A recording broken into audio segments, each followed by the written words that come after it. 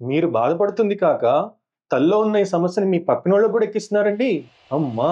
ఎంతవరకు కరెక్ట్ అండి ఇది. నమస్తే అండి. నేను మీ doctor Elchuri Rajaranjith. Welcome to my series on 100 days of Ayurveda tips. మీకు ఇప్పటికే అర్థమై ఉంటది ఏ సమస్య గురించి మాట్లాడుకుంటున్నామో. తలలో పేలు సమస్య.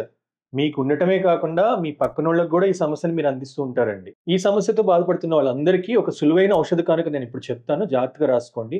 సింపుల్ అండి. ఒక 100 గ్రాముల ఆవాల నూనె తీసుకొని దాంట్లో వేప గింజల పొడి 50 గ్రాములు కలిపి చిన్న మంట పైన పెట్టి ఈ చూర్ణం ఏదైతే ఉందో ఈ పొడి ఆ ఆయిల్‌లోకి ఇంకేంత వరకు చిన్న మంట పైన మరిగించాలండి.